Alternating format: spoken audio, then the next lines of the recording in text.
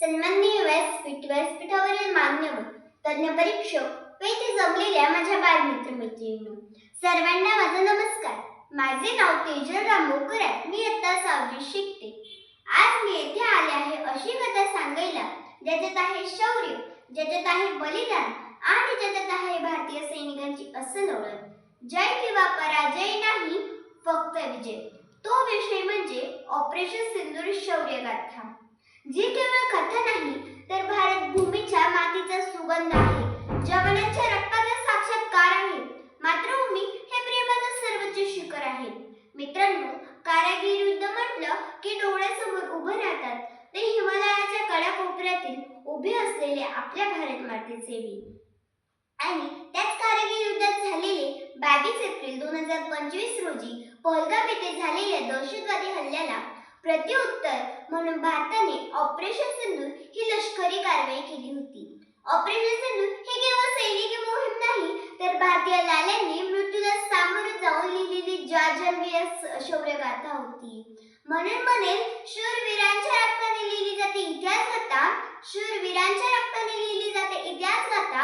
भारताचा सैनिक कधी झुकत नाही, हीच खरी कथा, हीच खरी कथा. मित्रांनो, ऑपरेशन सिंदूर हे नाव ऐकताच छाती अभिमानाने फुलते.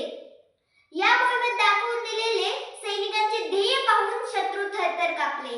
कारण भारतीय सैनिकांसाठी युद्ध म्हणजे फक्त लढाई नाही तर भारत भूमीच्या मातीला दिलेली जिवंत शपथ आहे.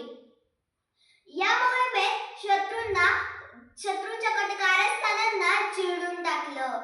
अंधारात दडलेल्या शत्रूंना शोधून काढून प्रत्येक शत्रूला दाखवून दिलं की भारतात येऊन श्वास घेणं हे अशक्य आहे. म्हणून म्हणेल की गोळ्यांचा वर्षाव झाला तरी सैनिक मागे हटत नाही, गोळ्यांचा वर्षाव झाला तरी सैनिक मागे हटत नाही. देशभक्तीच्या ज्वालेपुढे शत्रूचा डाव टिकत नाही, शत्रूचा डाव टिकत नाही. गोळ्या झेलणाऱ्या छातीवर पण तिरंगा झुकू देत नाही, गोळ्या झेलणाऱ्या छातीवर पण तिरंगा झुकू देत नाही. तोच सैनिक, तोच भारताचा खरा रक्षक. मित्रांनो, प्रत्येक सैनिक जेव्हा रणांगणात उतरतो तेव्हा त्याच्या डोळ्यासमोर फक्त एकच चित्र असते, ते म्हणजे भारत माता आणि तिचा तिरंगा. मग त्याचं घर, संसार, आई वडील, लेकरं सारं सोडून तो देशासाठी जीव देतो, सारं सोडून तो देशासाठी जीव देतो. म्हणून म्हणे, वीर जवानांचे बळ रणांगणी उभे ठाकते, वीर जवानांचे बळ रणांगणी उभे टाकते. शत्रूच्या छातीत भेदून देश रक्षण साधते, देश रक्षण साधते. सिंदुराच्या गाथेत पराक्रम ओसळतो, सिंदुराच्या गाथेत पराक्रम ओसळतो. मातृभूमीच्या चरणी रक्त सांडून विजय नांदतो, मातृभूमीच्या चरणी रक्त सांडून विजय नांदतो. हीच तर आहे खरी शौर्यगाथा आणि ऑपरेशन सिंदूर या शौर्यगाथेत दिलेले जिवंत उदाहरण आहे. रणांगण गाजलं, शत्रू लाजलं, रणांगण गाजलं, शत्रू लाजलं. भारताच्या मातीचं मस्तक उंचावलं, भारताच्या मातीचं मस्तक उंचावलं. सैनिकांच्या ध्येयानं जग हादरलं, सैनिकांच्या ध्येयानं जग हादरलं. शौर्याची गाथा अमर झाली, शौर्याची गाथा अमर झाली.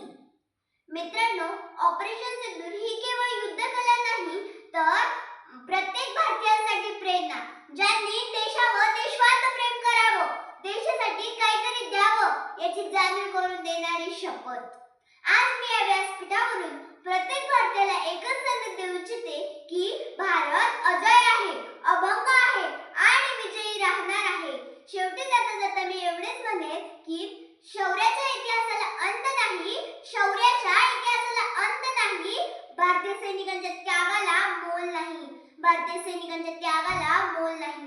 जिवंत असो वा बलिदान, जिवंत असो वा बलिदान, जवान हेच आपल्या राष्ट्राचा अभिमान आहे, जवान हेच आपल्या राष्ट्राचा अभिमान आहे. चला सर्वजण मिळून एक गर्जना करूया. भारत माता की जय. एवढे बोलून मी माझ्या शब्दांना पूर्ण विराम देते. धन्यवाद.